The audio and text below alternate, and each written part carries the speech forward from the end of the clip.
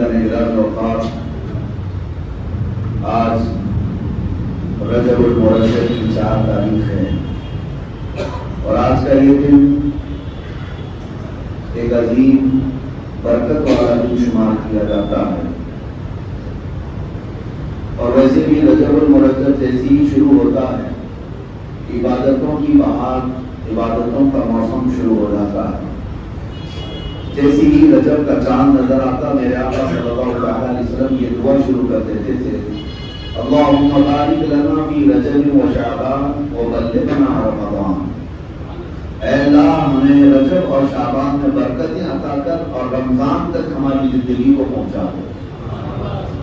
نبی پاک صلی اللہ علیہ وسلم رجب سے یہ دعا شروع فرماتے ہیں اور یہ فرمایا کہ رجب کا مہینہ یہ اللہ کا مہینہ ہے، اس میں بیج بونا ہے اور شعبان میں فصلیں اگتی ہیں اور رمضان میں فصلیں کاٹنا ہوتا ہے۔ لہذا رجب کا مہینہ جیسے ہی شروع ہو جائے، لوگوں کو چاہیے کہ دنیا داری کم کریں اور اللہ تبارک و تعالیٰ کی طرف دوڑے چلے آئیں اور اپنے دلوں پر رفت طاری کریں۔ آج میں آپ کے سامنے عرض کرنا چاہتا ہوں کہ رجب کے مہینے کی تاریخیں بہت ساری بزرگوں سے وابستہ ہیں، بہت ساری اس کے اندر یادگاریں ہیں، لیکن ہم ہندی مسلمانوں کے لیے ایک عظیم تاریخ 6 رجب المرجب سرکار غریب نواز سے بھی وابستہ ہے، اور تقریباً پورے عالم میں پھیلے ہوئے ہندی مسلمانوں، بر صغیر کے تمام مسلمانوں کے زبان پر ایک لفظ جاری ہے، چھٹی شریف۔ چھٹی ہو سکتا ہے بچے کے پیدا ہونے کے 6 دن بعد جو کی جاتی ہے، یا اس کے لیے ایک چھوٹا سا رسم کیا جاتا ہے، اس کو چھٹی کہا جاتا ہے، لیکن مسلمانوں کے درمیان جب بھی چھٹی کہیں گے تو کسی بچے کی نہیں بلکہ سرکار غریب نواز کی یاد آتی ہے۔ سرکار معین الدین حسن چشتی غریب نواز رضی اللہ تعالیٰ عنہ اللہ کی نعمتوں میں سے ایک نعمت ہے ہمارے لیے، اس ملک عزیز کے لیے اللہ تعالیٰ کی ایک رحمت کاملہ ہے، جن کے وجود مسعود سے، جن کے ورود مسعود سے اللہ تعالیٰ نے پورے ہند میں برکتیں پھیلائی، اور آج تک 800 سال کے بعد بھی وہ برکتیں دیکھنے کو ملتی ہیں۔ سنجر ایک علاقہ ہے، ایک شہر کا نام، پرانے زمانے میں جو خراسان ہوا کرتا تھا وہاں کا ایک علاقہ سنجر تھا۔ اس شہر کی ایک خاصیت میں آپ کو بتاؤں، اس گاؤں کی، اس شہر میں ایک بھی بندہ ایسا نہیں تھا جو تہجد نہ پڑھتا ہو، ایک بھی ایسا نہیں تھا۔ ہر گھر والا، ہر گھر کا ہر فرد تہجد ضرور پڑھتا تھا۔ ایک دن ایسا آیا کہ صبح ہو گئی اچانک اور کوئی تہجد کے لیے نہیں اٹھا۔ یہ اتفاق کی بات نہیں ہے، اس میں بوڑھے بھی ہیں، جوان بھی ہیں، سارے لوگ ہیں، کوئی ایک بھی بندہ ایسا نہیں جس کی تہجد چھوٹتی ہو۔ تہجد کے لیے ان سب کا اہتمام ہوا کرتا تھا، پورے شہر کا، پورے گاؤں کا۔ لیکن ایک رات ایسی آئی کہ اجالا ہو گیا اور کوئی تہجد نہیں پڑھا۔ جب لوگ اٹھ کر کے گھروں سے واپس آنے لگے، سب کو اپنا افسوس ہونے لگا، اتنا اجالا آ گیا ہے اور ہماری تہجد رہ گئی ہے، قضا ہو گئی۔ اب فجر کے وقت کا وہ منظر جو صبح صادق کا ہوتا ہے، سفیدی کا، یہ نظر آنے لگ گیا، تو سب ادھر ادھر سرگرداں تھے۔ اس میں ایک 90 سال کی عمر کے بزرگ تھے، ان کے پاس سب لوگ جمع ہوئے اور کہا کہ ماجرا کیا ہے، ایسا کیسے ہو سکتا ہے کہ کوئی ایک بھی بندہ نہ جاگا ہو تہجد کے لیے، برسوں سے ہماری تہجد قضا نہیں ہوتی۔ اس بزرگ نے سارے لوگوں کو جمع کیا، سنجر کی بات کر رہا ہوں، کہا کہ میاں یہ جو سفیدی تم دیکھ رہے ہو، یہ صبح سورج کے نکلنے والی سفیدی نہیں ہے، ابھی رات موجود ہے اور تہجد کا وقت بھی باقی ہے۔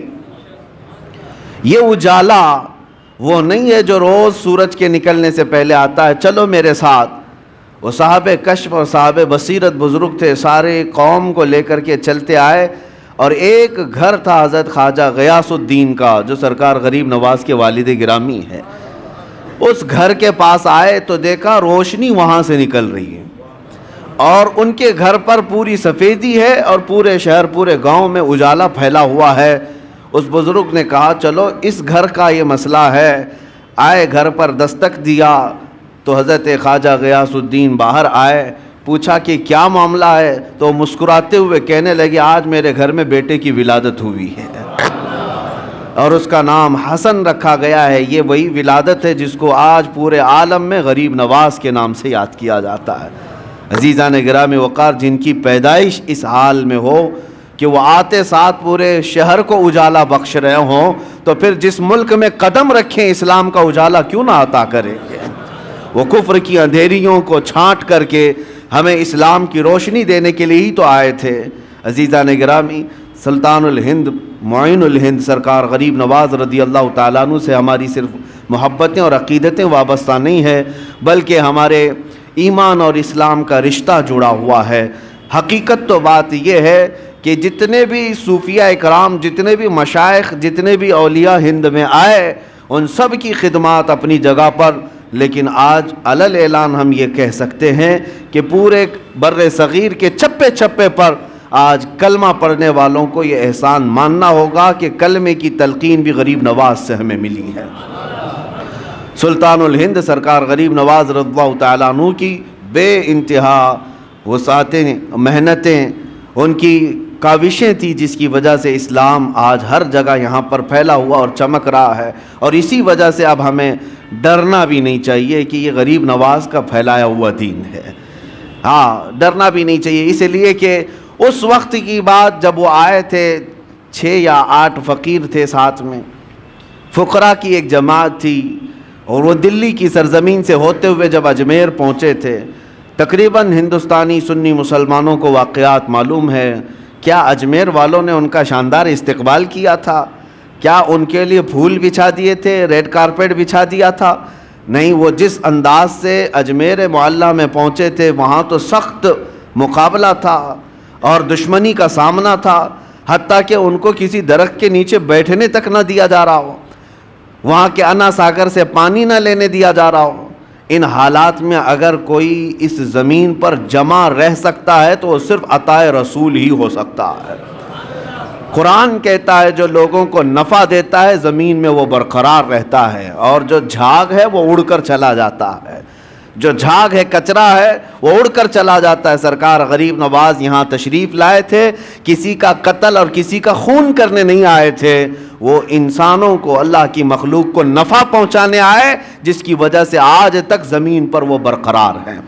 وہ جہاں پر آئے وہیں پر رہے, اور وہیں ان کی خانقاہ بھی رہی, وہیں ان کا مزار مبارک بھی رہا, بلکہ برسوں تک یہ معاملہ رہا. آج تو عرس میں لوگ جاتے ہیں, عرسوں کا معاملہ آج اگرچہ بدل دیا گیا ہو, لوگ اس کو انٹرٹینمنٹ کے لیے یوز کرتے ہوں.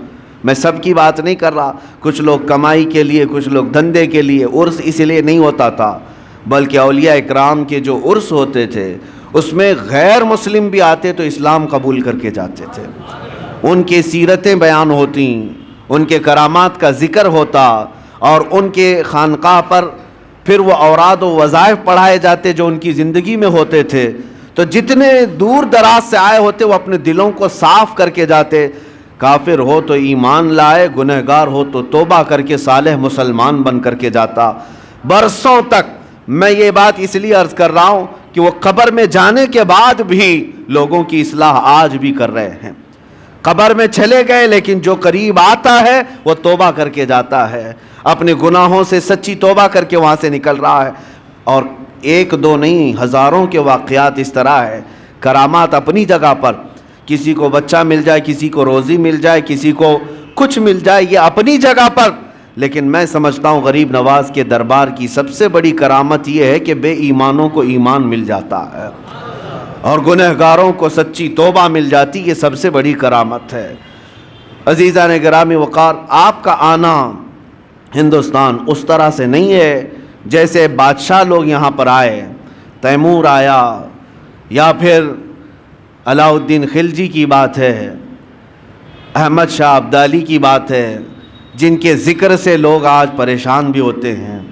بہت سارے بادشاہ آئے. وہ زمانہ ہی ایسا تھا کہ جہاں جہاں بادشاہ لوگ اپنے فوج کو لے کر کے جاتے, علاقے کے علاقے فتح کرتے ہیں. اب وہ آج بیٹھ کر کے اس کو ظلم اور انصاف کی تاریخ میں رنگنا یا پھر اس کے لیے کمپیئر کرنا، یہ ایک الگ بیوقوفی کی بات ہے۔ وہ دور ایسا تھا کہ زمین جس کی ہے جو طاقت کے ساتھ استعمال حاصل کر لے اس طرح سے معاملہ چلتا تھا، آج کے دور کی طرح نہیں ہے۔ جبکہ یہاں ہندوستان کے جو راجے مہاراجے تھے تو کیا وہ ماں کے پیٹ سے زمین لے کر کے آئے تھے؟ وہ بھی قبضہ ہی کیے تھے، ادھر ادھر جاتے تھے اپنی فوج کو لے کر کے، جتنا حصہ ان کے حصے میں آ جاتا اس پر قبضہ کرتے تھے۔ لیکن یہ سارے بادشاہ جتنے بھی آئے، ہو سکتا ہے زمینوں کو قبضہ کیا ہو، تخت پر قبضہ کیا ہو، غریب نواز اس طرح سے نہ قبضہ کرنے آئے تھے نہ زمین لینے آئے تھے۔ مجھے بتاؤ، اگر زمین ہی لینے آئے تھے تو سرکار غریب نواز کا محل کہاں ہے؟ سرکار غریب نواز کی پراپرٹی اور جائیداد کہاں رہ گئی؟ ان کی کھیتی باڑیاں کہاں ہیں؟ کچھ نہیں ہے سوائے اس مزار مبارک کے حجرے کے، غریب نواز کے پاس کچھ نہیں تھا۔ بلکہ آپ کے پاس جو جبہ تھا جو پہنتے تھے 16 کلو کا ہو گیا تھا۔ 16 کلو کا جبہ ہوتا ہے کوئی؟ کیوں 16 کلو کا ہو گیا؟ ایسا نہیں ہے کہ 16 کلو اس میں موتی تانبا ہیرا سب لگا دیا گیا تھا، بلکہ اتنے سالوں سے اس پر پیچ پر پیچ لگاتے چلے گئے، پیوند پر پیوند، تو جبہ بڑھتا بڑھتا وہ 16 کلو کا ہو گیا تھا۔ سوائے اس کے ان کے پاس کیا رہا؟ عزیزان گرامی، میں یہ آج ان کے لیے کہہ رہا ہوں جن خبیثوں نے میرے سرکار غریب نواز کی شان میں توہین کی اور کہا تھا کہ جس طرح اکروچ کرنے والے، ظلم کرنے والے، ہڑپنے والے یہاں آئے، اسی طرح معین الدین چشتی بھی آئے۔ ان ظالموں کو تاریخ پتہ نہیں ہے، تاریخ پتہ نہیں ہے۔ سرکار غریب نواز زمینوں کو فتح کرنے کے لیے نہیں بلکہ دلوں کو فتح کرنے کے لیے آئے تھے، اور انہوں نے وہ کر دکھایا ہے، اور وہ بھی تلوار کے زور پر نہیں، اپنے اخلاق کے زور پر کر دکھایا ہے۔ سلطان الہند غریب نواز رضی اللہ تعالیٰ عنہ اخلاق کیوں نہ ہو، کیوں نہ متاثر کریں؟ میں آپ کو بتاؤں، آپ کا ہر جمعرات کو روزہ ہوا کرتا تھا، ہر جمعرات آپ کا روزہ ہوا کرتا تھا، اور مریدین خانقاہ میں جو ہوتے، خلفاء، شاگرد، سب آپ کے ساتھ ہوتے۔ ایک بار ایسا ہوا کہ جمعرات کا دن ہی ہے، دوپہر کا وقت ہے، ایک فقیر آیا لاہور سے چل کر کے، بڑا دور کا سفر کر کے آیا، اور وہ درویش آیا، غریب نواز سے ملاقات کیا اور مٹھائی لے کر کے آیا تھا، سوغات تحفے کے طور پر، اور پیش کیا کہ حضور یہ میری طرف سے قبول فرما دیں، بڑی دور سے لایا ہوں۔ تو آپ نے ہدیہ قبول فرما لیا، چونکہ سنت ہے۔ ہدیہ قبول کرنے کے بعد آپ نے رکھ لیا، لیکن وہ درویش اس بات پر بضد تھا کہ آپ میرے سامنے تھوڑا سا کھا لیجئے تاکہ مجھے اطمینان ہو جائے کہ میری لائی ہوئی مٹھائی آپ نے چکھ لیا ہے۔ آپ نے فرمایا میں کھا لوں گا۔ اس نے کہا نہیں، مجھے ایک بار آپ کو کھاتے ہوئے دیکھنا ہے، یہ میرے ہاتھوں سے لی ہوئی مٹھائی ہے۔ آپ نے ڈبہ کھولا اور مٹھائی لی اور کھا لیا۔ جمعرات کا دن ہے، یہ عام لوگوں کے روزے کی بات نہیں، سلطان الہند غریب نواز کے روزے کی بات ہے۔ روزہ ہے یا نہیں ہے اب کس کو پتہ چلے۔ آپ نے مٹھائی خوب کھا لی، جتنا کھانا تھا، اور وہ اس کا دل خوش ہو گیا۔ اس کے جانے کے بعد مریدین خلفاء پوچھنے لگے حضور کیا ماجرا ہے؟ برسوں سے تو یہ معمول ہے کہ جمعرات کا آپ کا روزہ ہوا کرتا ہے، آج روزہ تھے نہیں یا کیا ہے؟ کیا آپ نے روزہ توڑ دیا اس مٹھائی کے لیے؟ غریب نواز رضی اللہ تعالیٰ عنہ نے فرمایا میرا معمول ویسی ہی تھا، جو جمعرات کا روزہ تھا آج بھی تھا، لیکن میں نے مٹھائی کھا لی۔ وجہ یہ ہے کہ روزے کی قضا ہو سکتی ہے، دل کے ٹوٹنے کی قضا کیسے ہو؟ اس کا دل اگر ٹوٹ جائے، میرا تو روزہ نفل تھا، فرض روزہ نہیں ہے، نفل روزہ ہے، ٹوٹے گا تو پھر میں قضا کر لوں گا۔ لیکن اس فقیر کا، اس درویش کا جو اتنی دور سے سوغات لے آیا ہے، دل ٹوٹ جائے تو اس کے دل کو جوڑنا میرے لیے اور سخت کام۔ یہ وہ اخلاق تھے جنہوں نے پورے دلوں پر حکومت کی ہے، یہ وہ اخلاق تھے جنہوں نے پورے دلوں پر راج کیا ہے۔ عزیزان گرامی وقار، سلطان الہند غریب نواز رضی اللہ تعالیٰ عنہ کے پوری سیرت میں ظلم کا ایک آنا یا ایک کائی برابر دکھا دے کوئی، میں مان لوں کہ آپ نے کسی پر سختیاں کی ہیں، ناجائز طریقے سے ظلم کر کے کسی چیز کو قبضایا ہے، کبھی ایسا نہیں دکھا سکتا۔ تاریخ کے جھروکوں میں جھانک کر کے دیکھے، ہماری نہیں غیروں کی لکھی ہوئی تاریخ سے بھی لا کر کے دکھا دو، غیروں کی تاریخ سے۔ یہاں پر جب آئے تھے ظلم کسی اور نے کیا ہے وہ یہ بتا نہ سکیں گے۔ ایک بار سے آئے ہوئے درویش مہمان کے لیے اس کے پاس کچھ نہیں تھا، نہ ہاتھی گھوڑا تھا، نہ تیر تلوار تھے، فقط ایک گدڑی پہنے ہوئے جب ہندوستان کی سرزمین پر آیا تھا تو اس کے مقابل میں عام لوگ نہیں اترے تھے، وقت کے راجے اتر گئے تھے۔ ہاں، راجہ پرتھوی راج اپنی ایک شان رکھتا تھا، فوج رکھتا تھا، ساری چیزیں۔ ایک درویش سے لڑنے کی کیا ضرورت تھی؟ ایک فقیر جو کوئی تلوار نہیں رکھتا، کوئی ہتھیار نہیں رکھتا، راجہ کو اس کے مقابل میں اترنے کی کیا ضرورت تھی؟ اس درویش کی طاقت کا سب کو اندازہ تھا، اور ہمیشہ سے یہ رہا ہے۔ اسلام کے متعلق یہ تاریخ یاد رکھو، ستیزہ کار رہا ہے ازل سے تا امروز، شرار ابو لہبی سے چراغ مصطفی۔ ہمارے ہاں کبھی بھی کوانٹیٹی نہیں دیکھی گئی ہے، ہمارے ہاں صرف کوالٹی پر ہی دار و مدار ہوا کرتا ہے۔ سرکار غریب نواز رضی اللہ تعالیٰ عنہ درویش گدڑی پہنے چند فقیروں کے ساتھ آئے، لیکن مقابلہ کرنے کے لیے پوری فوج کھڑی ہے، سپاہی ہیں، بادشاہ ہے۔ اتنے پر بس نہ ہوا تو جادوگر بھی لائے گئے۔ انا ساگر کا وہ مقام آج بھی موجود ہے، سب سے پرانے مندروں میں وہاں پر ایک جادوگر بھی رہا کرتا تھا جو کبھی باہر بھی نہیں آیا تھا۔ اور اس کے بعد جب اس تک بادشاہ راجہ کی یہ بات پہنچائی گئی کہ ایک درویش ایسا آیا ہے جو چمتکار پہ چمتکار کرتا ہے اور لوگ اس کے دیوانے ہوتے چلے جا رہے ہیں، آپ کچھ اس کی روک تھام کے لیے کریں۔ اس نے تقریباً 300 یا 500 پجاریوں کو بلایا، سب کو منتر دیے، کہا کہ ہم اس کا مقابلہ کریں گے۔ یہ میں آپ سے اس لیے عرض کر رہا ہوں کہ ہمیشہ تاریخ کو یہ دیکھتے آئیں، حق و باطل کا مقابلہ، اور اللہ تبارک و تعالی حق کو ہمیشہ غالب رکھتا ہے۔ ایک درویش کے مقابل کے لیے 300 یا 500 لوگوں کو منتر دیے گئے، پڑھائے گئے، ٹریننگ کی دی گئی، اور اس کے بعد اسی پہاڑی کے دامن میں آپ کو بلایا گیا۔ آپ کے آنے سے پہلے وہ سب لوگوں نے دیکھا نہیں تھا کون آنے والا ہے، عام مقابلوں کی طرح اس مقابلے کے لیے بھی تیار تھے، جادو ٹونے کے ذریعے سے آنے والا کون ہے کسی کو پتہ نہیں تھا۔ لیکن جب سلطان الہند غریب نواز عطائے رسول ہیں، چہرے پر میرے مصطفیٰ کی وجاہت موجود ہے، نور ٹپکتا تھا پیشانی پر۔ جب آپ تشریف لائے، جب وہاں پہاڑیوں کے دامن میں قریب آئے تو بڑے سادھو نے کہا کہ اپنے منتر پڑھنا شروع کر دو تاکہ اس پر اب اثر شروع ہو جائے۔ عجیب حالت ہے کہ ہم نے تاریخ میں دیکھا کہ وہ 300 کے 300 دوڑتے ہوئے گئے، لا الہ الا اللہ، لا الہ الا اللہ، لا الہ الا اللہ، یہ کرتے ہوئے ان کے قریب آئے، اور اس کے بعد سرکار غریب نواز رضی اللہ تعالیٰ عنہ کے قدموں میں وہ گرے۔ آپ نے سب کو اٹھایا جو برسوں سے کسی جاپ میں تھے لیکن وہ مریدین کے حلقے میں شامل ہوئے۔ اس وقت جو بڑے بڑے لوگ جادو والے تھے انہوں نے یہ اعلان کیا کہ یہ جادوگر نہیں ہے جس سے ہم مقابلہ کر رہے ہیں، جادو کا معاملہ الگ ہوتا ہے، اس کے پاس جو زبان ہے وہ کوئی اور ہے جو دلوں کو بھی خرید لیا کرتی ہے۔ عزیزان گرامی وقار، مقابلے تو ہوتے رہے، وہ تنہا رہے، لیکن اللہ رب العزت کی ذات پر توکل اور یقین ایسا تھا۔ آپ کو میں ایک بات بتا دوں، یہ وہ دور تھا جب آپ ہندوستان آ رہے تھے، شہاب الدین غوری اس نے کئی مرتبہ حملے کیے تھے پرتھوی راج کے ساتھ اور کئی راجاؤں کے ساتھ، لیکن شکست کھا کر کے جاتا تھا۔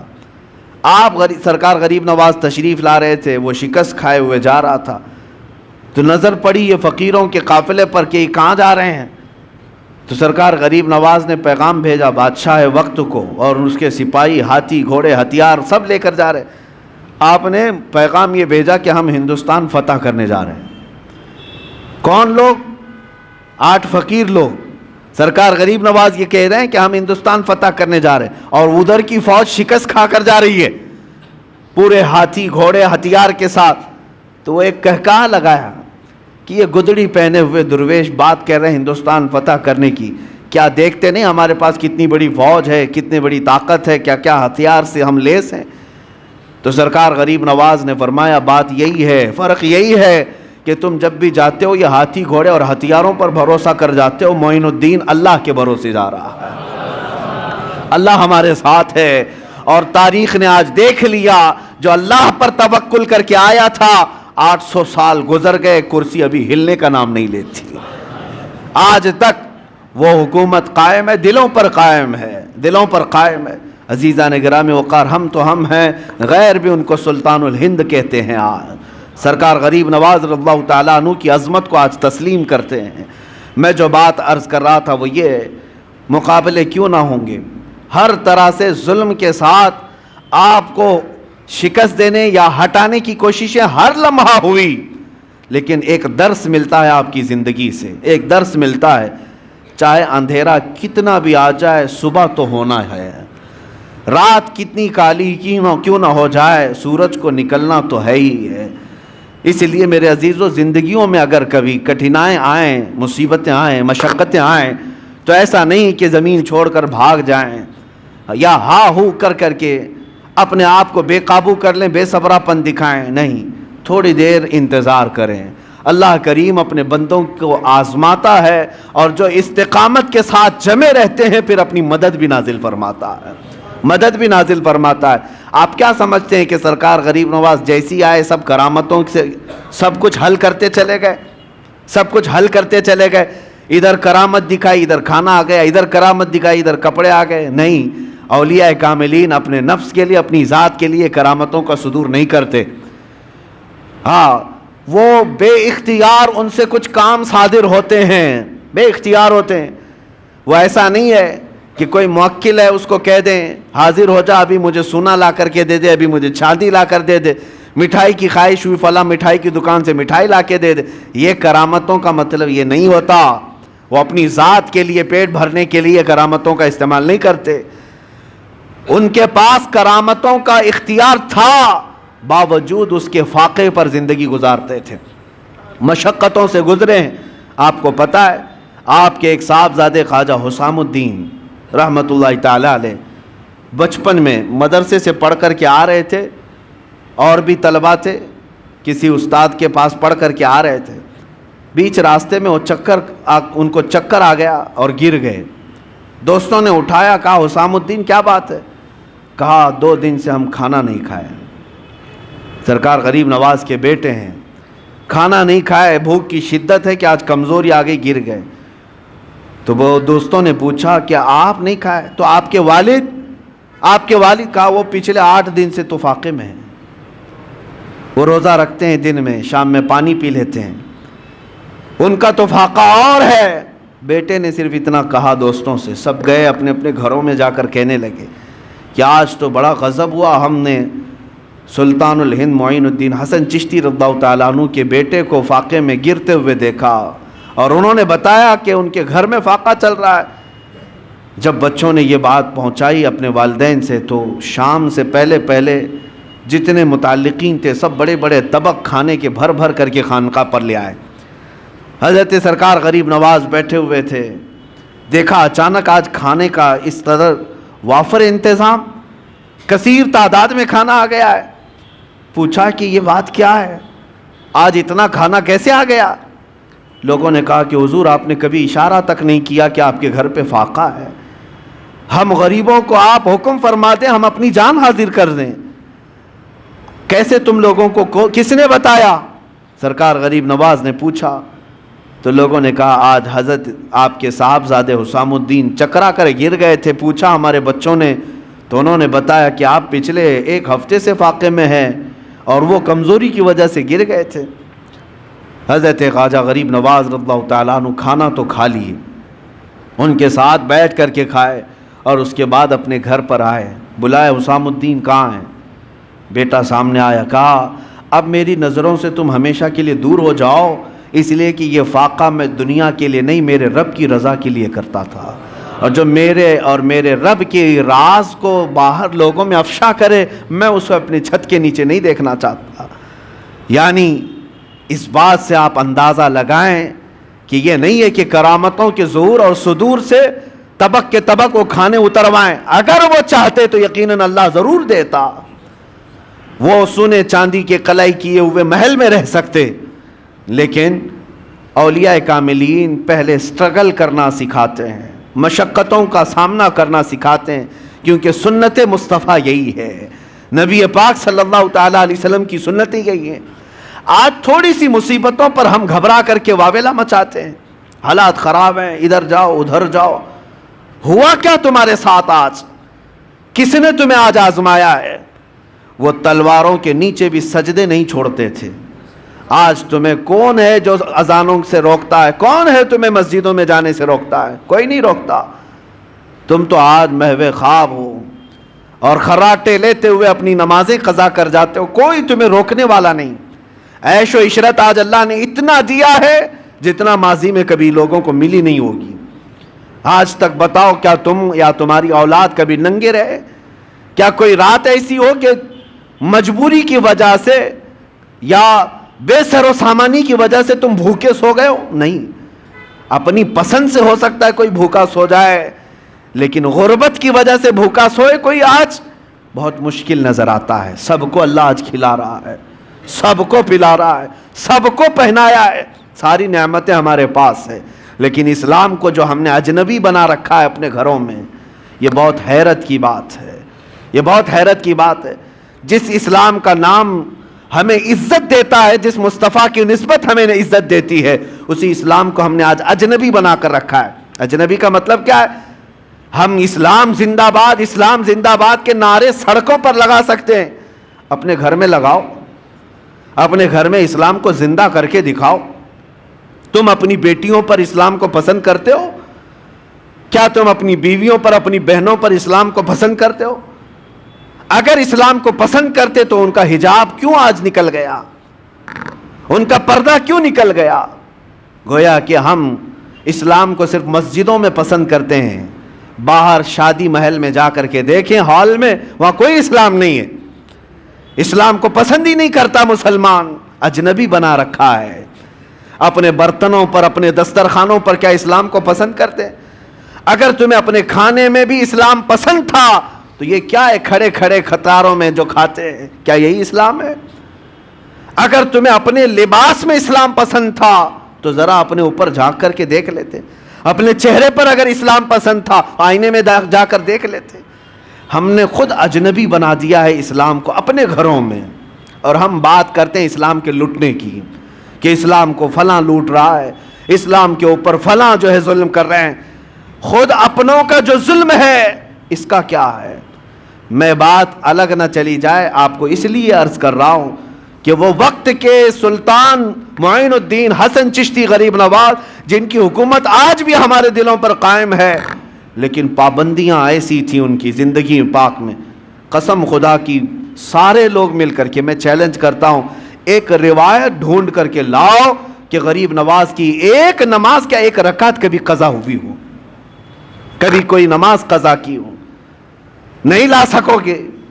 ان کی زندگی بھر کی عبادتیں، اور پھر حد تو یہ ہے، میں نے ایک بات پڑھی تھی مجھے بہت حیرت ہوئی، رجب المرجب کے یہی 6 تاریخ کو آپ کا عرس مبارک ہے، پہلی رجب کو آپ اپنے خانقاہ میں اندر چلے گئے تھے، حجرہ بند کر لیا تھا، کھڑکیاں بھی بند، کسی کو اندر آنے کی اجازت نہیں تھی، آپ اکیلے تھے، اور اللہ اللہ اللہ کی آوازیں آتی رہی۔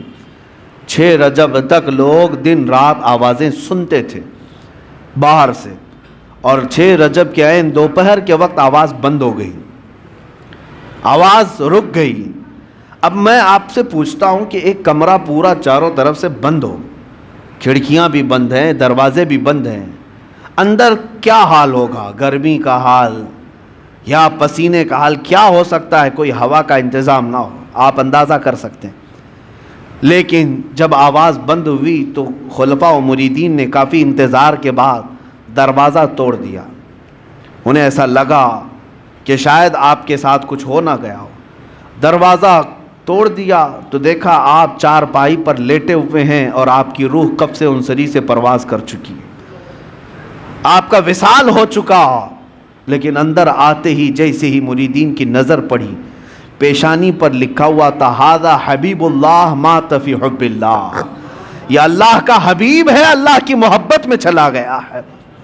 جو بات میں عرض کرنے جا رہا تھا وہ یہ، دیواروں پر دیکھا گیا آپ کی سانسیں جو نکلتی تھیں آپ کی سانسیں نکل کر کے جو بھاپ بنتی تھی، دیواروں پر وہ پسینہ جمع تھا شبنم کی طرح سے، لیکن اس پسینے کے قطروں کو دیکھا گیا غور سے تو ہر قطرے سے لا الہ الا اللہ لکھا ہوا نظر آتا تھا۔ سانسیں جو نکلتی ہیں جہاں جا کر جم جائیں اس میں بھی ذکر الہی موجود ہے۔ عزیزان گرامی وقار، جن کی عبادتوں کا اور ریاضتوں کا یہ حال ہو تو کیا رب تبارک و تعالیٰ انہیں یہ مقامات علیہ نہیں عطا فرمائے گا؟ یقیناً کرامات اپنی جگہ پر، لیکن جو انہوں نے اسٹرگل کیا اپنی زندگی میں، مشقتیں اٹھائی ہیں، جو عبادات اور ریاضات کے ذریعے سے انہوں نے اپنے نفس کو مارا ہے، وہ بھی تو ہمارے لیے درس ہے آج، وہ بھی تو ہمارے لیے درس ہے۔ 1 روپیہ یا 1 سکہ کسی کا حرام کا آپ کی خانقاہ تک آپ نے کبھی آنے نہیں دیا، کبھی آنے نہیں دیا، یہاں تک کہ نظر و نیاز جو آتے اس کو خیرات کر دیتے تھے۔ جب اپنے آپ کو اس طرح بچا لیا جائے تو مقامات بلند عطا ہوتے ہیں۔ آج سلطان الہند غریب نواز کے عرس کا مقصد صرف یہ نہیں ہے کہ آپ جائیں اور ایک چادر چڑھا دیں، مہنگی پھول چڑھا دیں، اس غریب نواز کو ہماری چادروں کی کوئی ضرورت ہی نہیں۔ اللہ نے جنتی چادر انہیں پہلے سے پہنایا ہوا، وہ جنتی جوڑے میں ملبوس ہیں۔ ہاں یہ اور بات ہے کہ ہم عظمت شان کے لیے چادر پیش کرتے ہیں، ان کی شان و شوکت ان کی رفعت کے لیے پیش کرتے ہیں، یہ اور بات ہے، میں اس کا منکر نہیں ہوں، لیکن اگر تم یہ سمجھتے ہو کہ چادر پیش کرنے کے بعد ہی میری ذمہ داری ختم ہو گئی، یہ تمہاری خام خیالی ہے۔ اصل مسئلہ ان کے دربار میں چادر پیش کرنے کا نہیں، اصل مسئلہ یہ ہے جاؤ تو اپنا دل ان کے قدموں میں رکھ کر کے آ جاؤ اور عرض کرو کہ اب میں زندگی اپنی مرضی سے نہیں، آپ کے اشاروں سے جینا چاہتا ہوں۔ آپ کو پتہ ہے آپ جب سفر سے آ رہے تھے مدینہ طیبہ سے اجمیر، بیچ میں ایک علاقہ آتا ہے سبزہ-وار، یہ آج کے ایران میں ہے، اور وہاں پر آپ کا قیام ہوا ایک باغیچے کے پاس، اور وہ بہت خوبصورت باغیچہ تھا، اس کے اندر ایک حوض تھا۔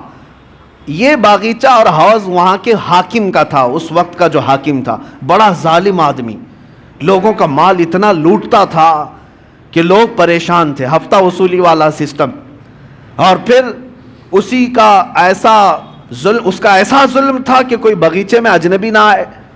اتفاق ایسا کہ سرکار غریب نواز وہیں پر قیام کیے اور آپ کی نماز کا وقت آیا تو اس حوض سے آپ وضو کرنے چلے گئے، تو وہاں پر جو پہرے دار تھے انہوں نے کہا، منع کیا کہ یہ حاکم سبزہ-وار کا ہے، آپ مت آئیے، اگر اس کی نظر پڑ گئی تو بہت سختیاں کرے گا۔ حضرت سرکار غریب نواز نے فرمایا، میں عبادت اللہ کی کر رہا ہوں اور اللہ میرے ساتھ ہے۔ بس آپ نے وضو فرمایا، ابھی وضو کر ہی رہے تھے کہ وہ حاکم باغیچے میں داخل ہو گیا، جیسی آیا اور چیختا چلاتا کہ ایک اجنبی میرے آرامگاہ میں کیسے آ گیا ہے اور کیسے یہ حوض میں پانی لے کر کے استعمال کر رہا ہے۔ سرکار غریب نواز نے اس کی طرف کوئی توجہ نہ فرمائی، کوئی توجہ نہیں، وہ دندناتا ہوا قریب آیا، آپ نے پورا وضو فرمایا، وضو کرنے کے بعد اپنے قطرے چھڑک دیے اور پھر اس کی طرف ایک جمالی نظر ڈالی، اور وہ حاکم سبزہ-وار دیکھتا رہ گیا اس حسین صورت کو۔ جو کرنے آیا تھا وہ کچھ اور کام تھا، لیکن قدموں میں گر کر کے توبہ کرنے لگ گیا۔ کہا کہ آپ جس وقت یہاں آئے مجھے پتا نہیں تھا، لیکن اب جس وقت آپ میرے دل میں آئے ہیں، عزم کرتا ہوں کہ زندگی بھر مجھے اپنے دامن سے دور نہ کریں۔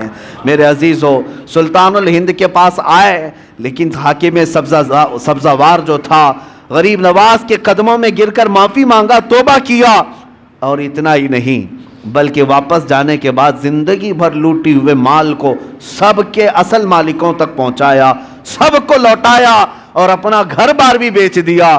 تب سرکار غریب نواز کے پاس آیا، کوئی نظر و نیاز لے کر کے نہیں، کوئی تحفہ تحائف لے کر کے نہیں، بلکہ آیا اور کہا، اب آپ کا یہ غلام سب دے کر کے آیا ہے، سوائے دل کے اب کچھ نہیں رہ گیا، وہ میں آپ کے پاس لے آیا ہوں۔ سلطان الہند غریب نواز نے قبول فرمایا، بیعت ارادت میں ہی نہیں بلکہ اپنے عظیم خلفاء میں اس کو شامل فرمایا، خلافت عطا کی۔ بعد میں تاریخ میں موجود ہے، سبزہ-وار کے اللہ تبارک و تعالیٰ نے سبزہ-وار کے ان کو قطب بنایا، اپنے وقت کے قطب تھے۔ کہاں ظلم و ستم کی داستان رکھنے والا، کہاں قدموں میں آ کر کے دل دینے والا اللہ کی ولایت حاصل کر جاتا ہے۔ میں یہی عرض کرنا چاہتا ہوں، تم تحفے طائف اپنی جگہ پر جاؤ، اپنا دل قدموں میں رکھ کر کے آؤ، عرض کرو کہ سرکار مجھے اپنے ساتھ لے لیں، آپ ایک اشارہ فرمائیں میرے دل کی اصلاح ہو جائے، پھر اگر غریب نواز قبول فرما لیں یقیناً زندگی کی کایا ہی پلٹ جائے گی، ایک نیا انقلاب دیکھنے کو ملے گا۔ اللہ کریم اس آستانے کو سدا سلامت رکھے۔